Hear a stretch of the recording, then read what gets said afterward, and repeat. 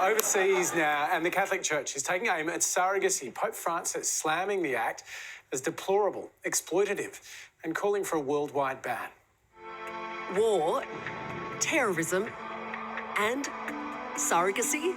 It's an unlikely trio grouped together by Pope Francis, who overnight called for a universal ban on the practice. Un bambino è sempre un dono. A child is always a gift and never the basis of a commercial contract, he says in a speech listing the ills threatening human dignity and global peace. The pontiff labelling surrogate pregnancies despicable. I don't feel that that's the case. I think it's a beautiful way to have a family, and having been a surrogate myself, it's a beautiful gift to be able to give people. The Pope's comments reigniting a debate over the ethics of surrogacy. An unborn child must not be turned into an object of trafficking, he said. Some people believe that when we bring money into a surrogacy arrangement, there's a heightened chance that people might agree to it because they're desperate for the money. We have the issue of exploitation or potential coercion. Someone might feel pressured into being a surrogate. In Australia, only altruistic surrogacy, where no money changes hands, is legal.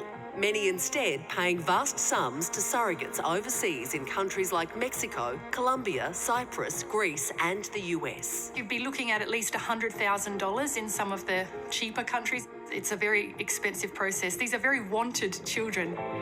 And globally, the surrogacy industry is booming, expected to reach $129 billion US by 2032, as women postpone pregnancy until later in life and same-sex couples look to start a family. I believe women should be able to use their bodies for paid work. Being able to use our bodies to grow that baby is something that we should be able to have choice over. Surrogacy, a practice that has transformed countless lives around the world, but one that is also fraught with potential heartbreak and exploitation. So, where does the balance lie? Stephen Page is a fertility and family lawyer. He's also a father through surrogacy. Stephen, the words used by the Pope were despicable, deplorable. What do you make of them? Well, I think it's a bit rough that a bunch of old men who've never wanted to have kids and live in the Vatican want to tell others about how to have kids. It's a bit rich. The Catholic Church has a bit of a problem with women and children. It should put its own house in order first before lecturing others.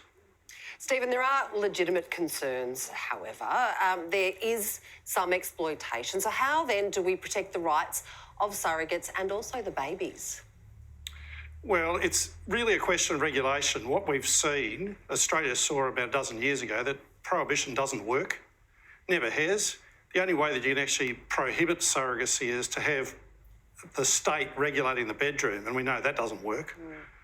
So we've got to have this balance of regulation. Australia, the debate for the last dozen years or so has been the form of that regulation. But what we've seen in Australia is that for every child born here through surrogacy, 3 are born overseas. So it's imperative on us and the Hague Convention, the Hague Conference on Private International Law, which has been looking at a convention for the last 10 years or so, have a convention in place of the right kind so that children's rights can be protected. Stephen, you know what you're talking about because you've had a child through surrogacy. What was your experience like? Well, mine was particularly rough. My husband and I were lucky enough to do it in Brisbane, so we were the exception rather than the rule. But our first pregnancy was a miscarriage. The second was ectopic, which is very, very rare, but it happened. And the third one worked, but our daughter almost died in childbirth. Thankfully, she didn't. And she's, as the Pope said, she's a gift. Stephen, a lot of the exploitation concerns, they centre around commercial surrogacy, but I guess the flip side could also be true. If women aren't compensated, then they can also be exploited? Yeah, look, I think that's right. And, who would want to have the risk of death? That's what we've got. We're talking about childbirth. There's some maternal mortality risk. Who would want to do that unless they're absolutely committed to the process? And there aren't many women like that, or they're committed to the people that they know, their relatives or friends. So the result is that we have the vast majority of our children born overseas. We should be looking at freeing up the process, and an obvious way of doing that is to allow agencies, surrogacy agencies in Australia.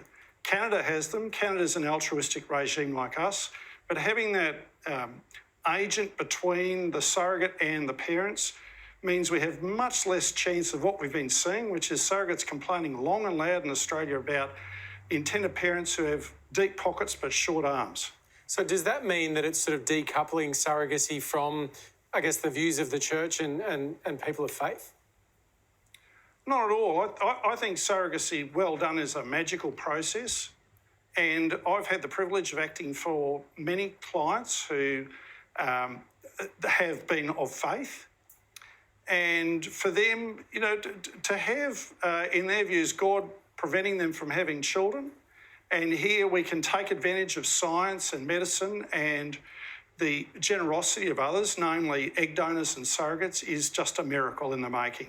We're so lucky to be able to do this. Done well, surrogacy is magical. I just reject the Pope saying that all surrogacy is bad. It's not.